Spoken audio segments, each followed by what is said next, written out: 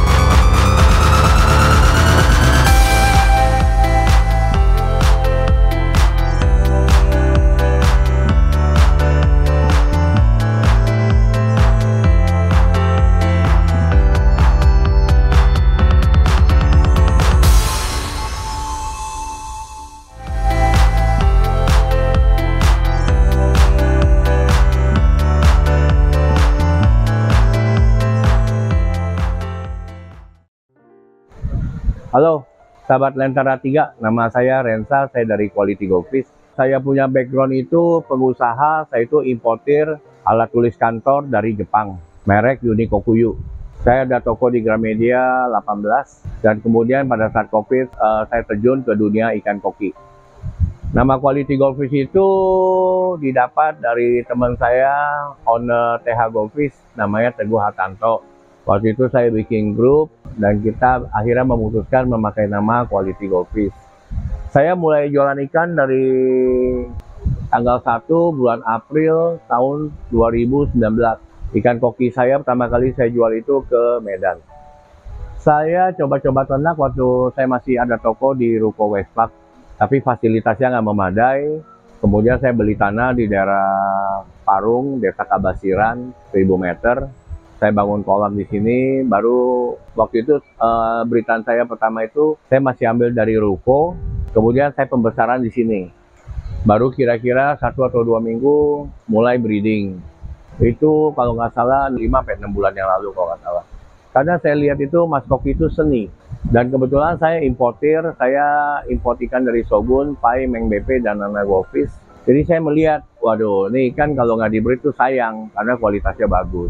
Dan kebetulan ikan import itu juga gampang kok di-breed. Kalau buat import, kebetulan saya megang 4 farm besar di Thailand. Kemudian saya ngomong ke mereka, bisa nggak saya jadi agent? Karena kalau saya nggak jadi agent, kayaknya saya nggak pernah mau beli ikan dari mereka. Dan kebetulan farm yang saya pegang itu, farm yang paling gede itu Shogun, Pai, dan Meng BP itu tiga-tiganya 123 lah. Farm yang mereka tuh gede banget, kira-kira ada 10.000 meter. Kalau Shogun 20.000 meter, dengan kapasitas kolam Shogun itu hampir 2.000. Kalau Pai sama Meng itu kayaknya ada hampir 500 sampai 1.000 kolam. Kalau ekspor itu karena saya punya customer cari discuss, kemudian saya kenalin ke Jagger. Setelah itu Jagger kebetulan dia menjadi partnership dari Ojet Discuss. Kemudian dia kebetulan Ojet Discuss mencari koki, kemudian dikenalin ke saya, cocok. Makalah itu saya mulai start ekspor tuh, pertama kali ekspor ke Malaysia, startnya dari 3 box, 5 box. Baru akhirnya saya ke Australia. Ke Australia itu startnya juga dari 10 box, naik ke 16 box. Yang terakhir itu mereka beli sama saya hampir 20 box tepatnya.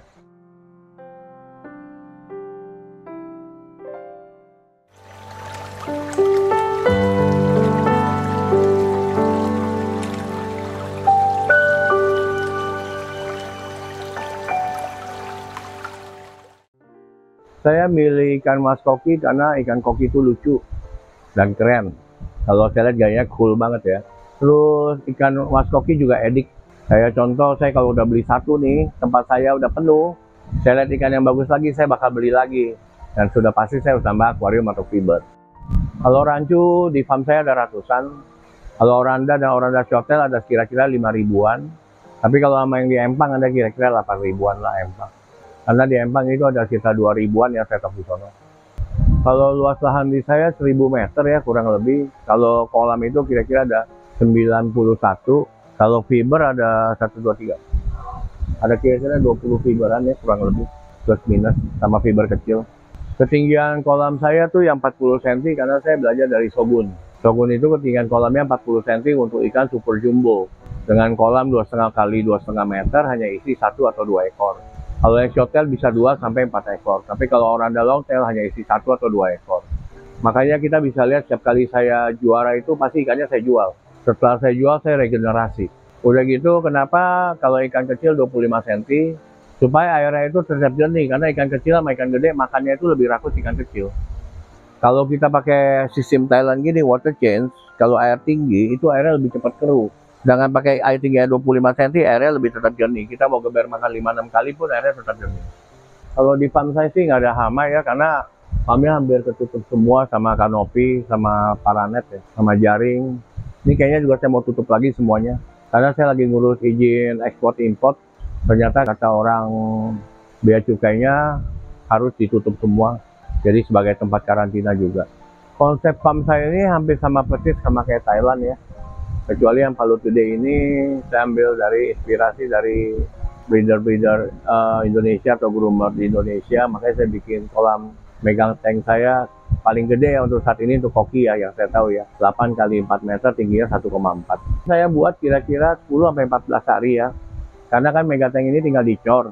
Tinggal beli papannya doang sama semen sama keramiknya. Pemasangan keramik kira-kira 2-3 hari. Pembangunan mega tank sama pasang pipa kira-kira 10 harian ya.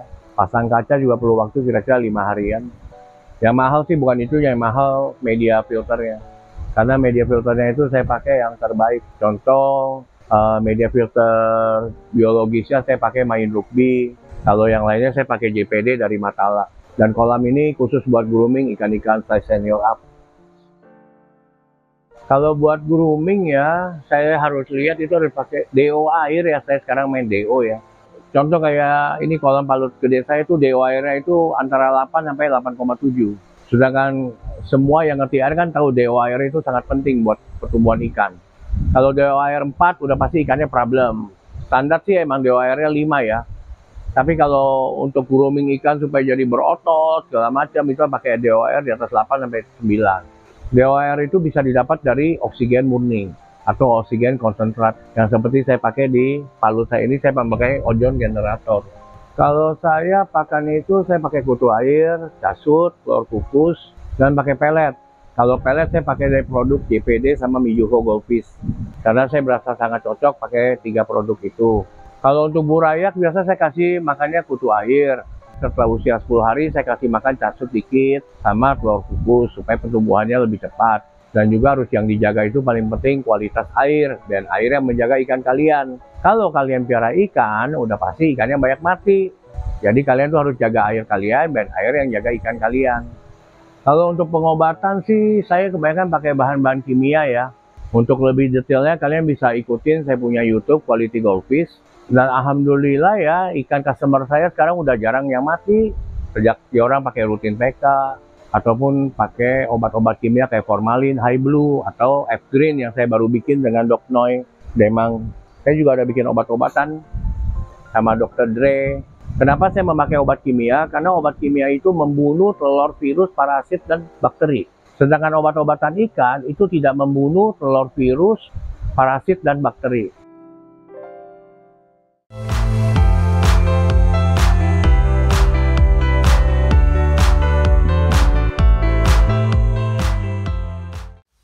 Quality Goldfish ikut pertandingan dari tahun 2019 bulan Desember, sama kali di Nusatik ya, di BSD Ice. Waktu itu kita dapat juara 1 Oranda Baby sama juara 1 Oranda Junior. Kemudian kita ikut lagi lomba di Tulungagung. Setelah di Tulungagung kita ikut lagi lomba, wah banyak deh, dari Liga 1 sampai Liga kelima. Terus ikut lagi pertandingan IGS yang di Alam Sutra, sampai yang terakhir kita dapat 4 champ dari 5 champ yang diperebutkan, yaitu kompetisi di Tulungagung.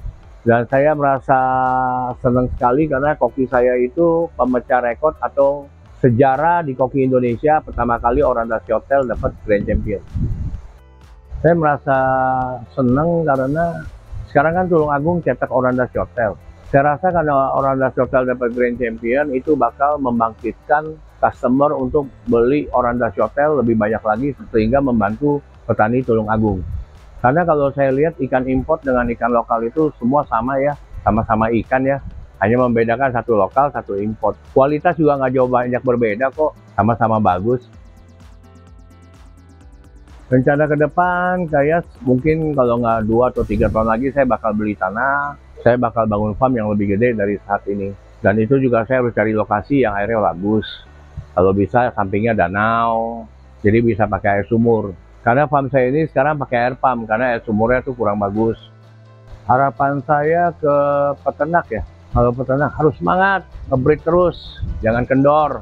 Harapan saya ke pemerintah, itulah izin ekspor importnya lebih dipermudah, disubsidi pakannya, karena pakannya itu sangat tinggi atau mahal. Air juga kalau bisa disubsidi, listrik juga disubsidi. Karena kita kalau petani ikan itu paling banyak itu buat makanan, makanan hidup. Listrik, air itu sangat berat. Pesan-pesan saya, memulai sesuatu bisnis itu harus mulai dari nol, dari kecil. Saya mulai sesuatu bisnis semua juga saya dari nol. Buka toko di Gramedia nggak langsung 18, mulai dari 1, 2, 3, step by step lah, ada untung baru buka lagi. Begitu juga dengan usaha ikan, jangan kalian memulai sesuatu langsung dari besar. Mulailah sesuatu dari kecil. Seperti saya dari tukang seller jual rumahan, import kecil-kecilan, akhirnya saya bisa menjadi importir yang paling besar di Indonesia. Jualan ikan koki itu seperti jarum jam. Misalnya saya ada ikan bagus, pasti customer lari ke saya. Makanya saya tidak pernah takut customer saya lari kemanapun, karena pasti satu hari bakal balik ke saya. Ini yang saya harapkan dengan seller atau breeder lain.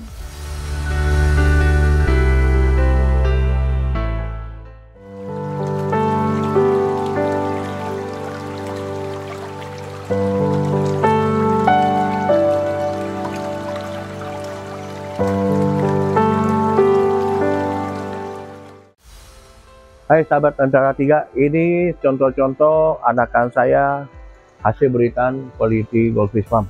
Ini contoh beritan saya, ada Oranda Longtail, Oranda Shorttail, dan Rancu. Nah ini contoh Oranda Longtail. Ini palanya, jambulnya udah mulai nongol ya. Hamnya juga bagus, sama perutnya sejajar. Ini bisa dilihat nih, Oranda masih size 10 sentian. Kepala udah mulai nongol. Kurva atas dengan kurva bawah kalau ditarik garis dulu sejajar, dosa rata, ekor berdiri, bentuknya gini ya, bukan nguncup ya, bukan C ya. Ini termasuk Oranda bahan ya, ini masih bahan ya, bahan. Kalau udah gede, kalau groomingnya jago bisa jadi show. Tapi kalau misalnya groomingnya kurang bagus ya jadi ya fancy. Ini contoh shorttail yang bahannya gede. Lihat dari kepala, udah numbuh juga. Ekornya juga bentuknya kayak gini, bukan nguncup. Ini ikan gede karena dari struktur tubuhnya tuh udah kelihatan dari pangkal ekornya, dan pangkal ekornya sangat gede ini kan. Ini beritan saya Rancu. Ini umurnya kira-kira 35 sampai 40 hari. Lihat kurvanya bagus, parabolik, ekornya naik, Ini warnanya juga udah keluar. Saya kira-kira ada 6-7 cm ya. Ini 9. 9? 10. Hah? 9, 10. 9-10 cm? Gede banget. Baru 1 bulan lebih.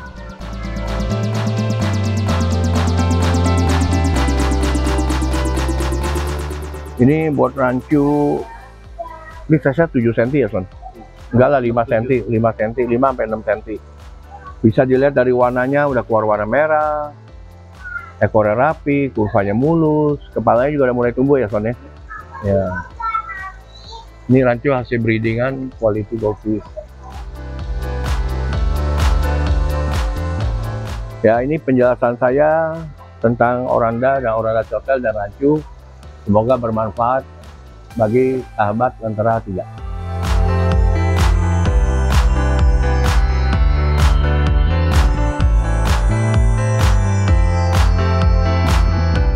Buat sahabat Lentera 3, jangan lupa like, subscribe, comment, and share.